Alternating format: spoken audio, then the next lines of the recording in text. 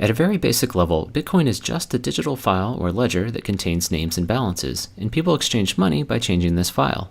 When Bob sells Carol a lawnmower for 5.2 Bitcoins, Bob's balance goes up by 5.2 and Carol's down by 5.2. There's no gold or government-issued money backing these numbers. Bob is only willing to trade his real-life lawnmower for a higher number in this digital file because he has faith that other people will also trust the system. So who maintains this ledger and makes sure no one cheats? One goal of Bitcoin is to avoid any centralized control, so every participant maintains their own copy of the ledger.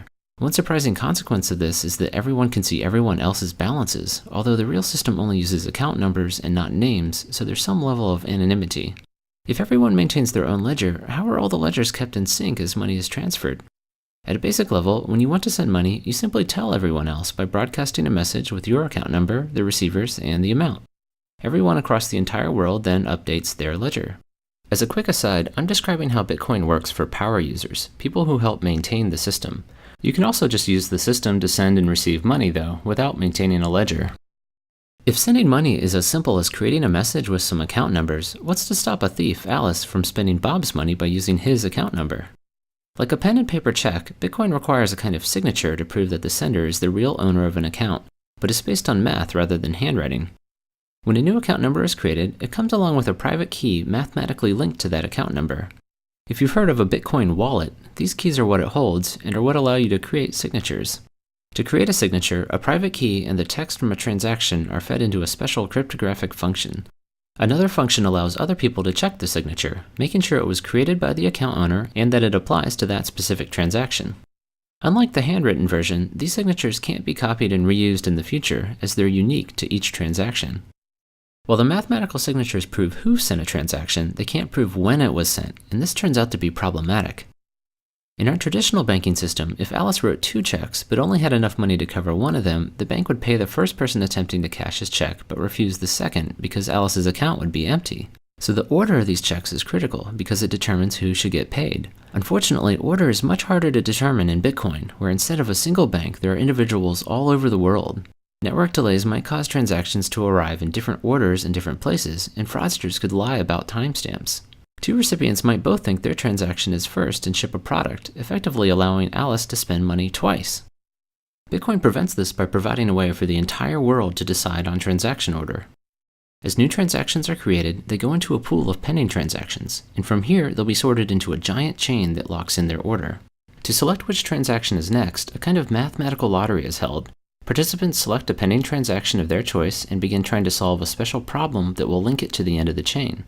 The first person to find a solution wins and gets to have their transaction selected as next in the chain.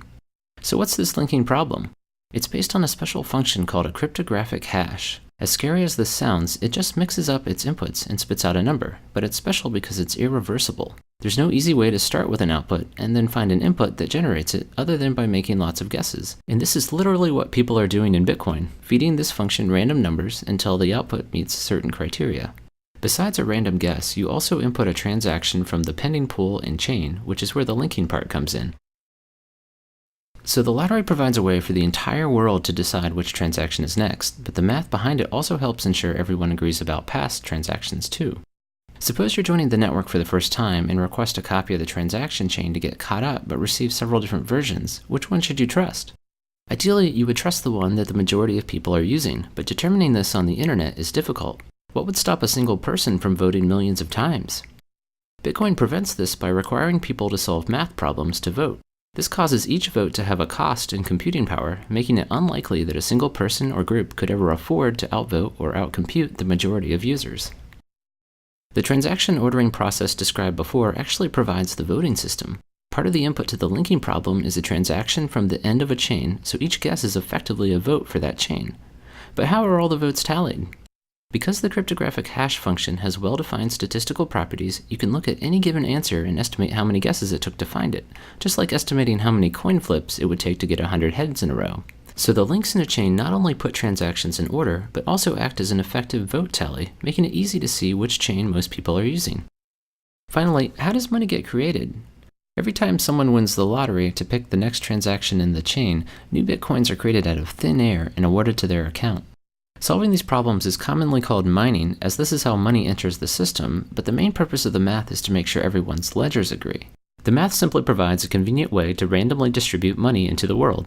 In fact, sometime around 2140, no more money will be created and participants will only be paid from fees added on to transactions. I hope this gives you a quick sense for how Bitcoin works. If you'd like a more detailed summary, check out my 22-minute video, How Bitcoin Works Under the Hood,